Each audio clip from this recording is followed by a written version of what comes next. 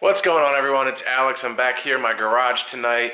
Had an awesome Easter with the family, so tonight I wanted to finally install my new steering wheel. I'm sure you've all been waiting for it. I posted the unboxing video a while ago, but tonight we're finally going to be installing the new wheel on the G. I know it may seem like a daunting task to some, removing the steering wheel, which includes removing the airbag, but I've done it on many vehicles, and as long as you're safe about removing the airbag and handling it, you won't have any issues. Alright, so that's enough of me talking, so let's get started so we can get this wheel installed. So first thing you're going to have to do when you're removing the airbag is you're going to want to remove the negative terminal from the battery. So you're going to remove this terminal from the battery and just tuck it off to the side. And then what I do is I depress the brake pedal just to make sure that the system drains of all the power. And just to be safe, I usually let it sit for about 10-15 minutes just to make sure that everything is drained from the system. Then we can move on and remove the airbag. So now with the negative battery cable removed, you have to remove a cover on this side and the same on the other side. And they cover Torx bolts, and that's what you have to remove to remove the airbag. Alright, so I hope you can see this. The light is kind of limited on the side here, but that's the bolt you have to remove on the left and the right side. It's a T30, it's a Torx bit. One thing to note is that it's a security or safety Torx, whichever you want to call it. So the bit that you're going to buy, it has a little hole in the middle because the actual bolt has a little post in the middle.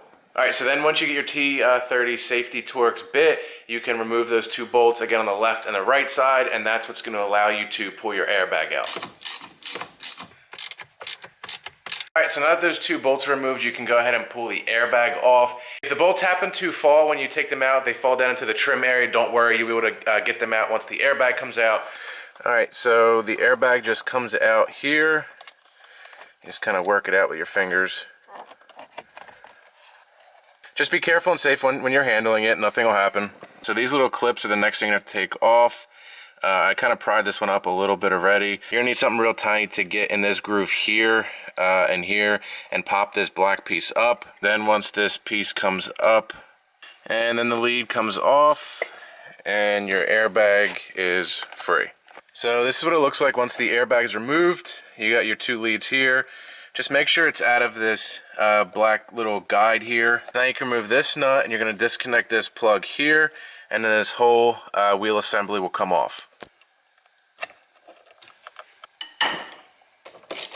And now that your bolt's off, the wheel should come off fairly easy. Make sure your leads don't get hung up. And now you have the wheel free. Alright, so the wheel is off now. Now that that is off, we can work with it outside of the car. We have to remove the plastic trim and the audio and cruise control buttons so that we can put it on the new wheel. So what I'm referring to is we have to remove this trim piece and then this black plastic trim piece. So first thing we want to do is remove these two bolts here. They're T40. Then this metal piece will come loose, and then we can get to this trim piece and remove that.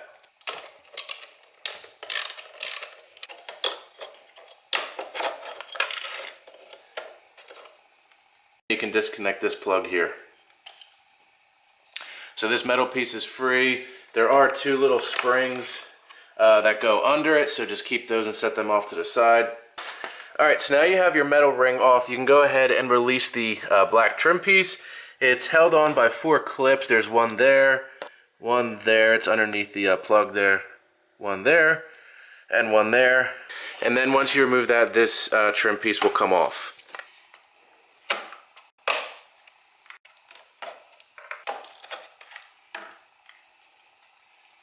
Alright, so now we have the trim piece removed. Now we want to remove all these controls here, and to do that you flip it over. You're going to remove 3 screws. There's one on the bottom, one up top here, and then same on the other side, and then that'll pull through the front.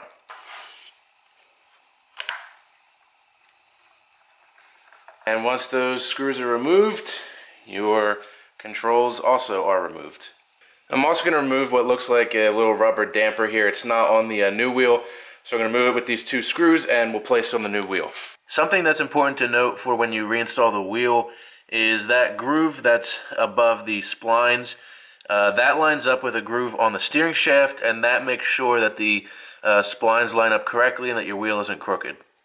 Alright, so now that the OEM wheel is all disassembled, you can put them side by side and take a look at the differences. One of the main differences is the flat bottom on the RedlineGoods.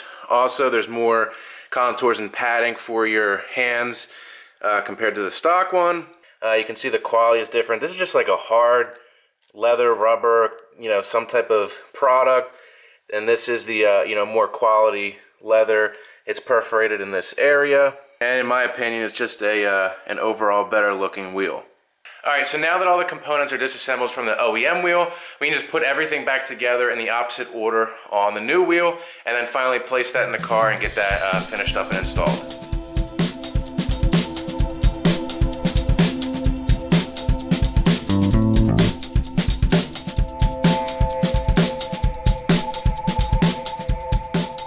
And last but not least, make sure you don't forget to plug this clip back in there and tuck this little cable in where it goes. Alright, so now the wheel's all back together. You have your controls on there.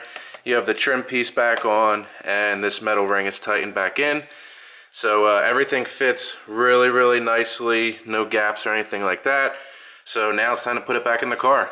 Alright, so we're back in the car. You have your wheel ready to go back on. Make sure you don't turn this clock spring. This white post has to be up top so that everything goes back on straight. These two leads go back through the middle hole here on the bottom of the wheel. Again, make sure your clock spring is straight, and then you just push the wheel back on, and that's it. So now that the wheel's back on, just make sure you tuck your two leads back under the guide in there, just like that. Then make sure to plug your clip back in. This will make sure that your controls work. Now I just have to put the nut back on. I'm going to use some blue Loctite. So just apply some blue Loctite to here, and then you can thread your nut back on. Then just torque it down. It has to be pretty tight, but nothing crazy. Now just clip your horn and airbag back on. It's color coordinated. The clips just slide right in, and then push the black clip back down. Do the same for the orange. So that's hooked up. Now you can just slide it back in like this. Now that your airbag and horn is back installed, you can put these two little T30 screws back in, one on each side. I also like to apply Loctite to these threads as well, since that's what's holding your airbag on. Torque those down and you'll be all set. And last but not least, reinstall your negative battery terminal. Alright, so here's the wheel. It's all installed. It looks super, super good. It's simple, but yet it looks very nice, especially with the perforations, matching the perforations on the seat. It's a nice, clean, quality piece. And the quality of this wheel just is no comparison to the stock one. The leather is nicer.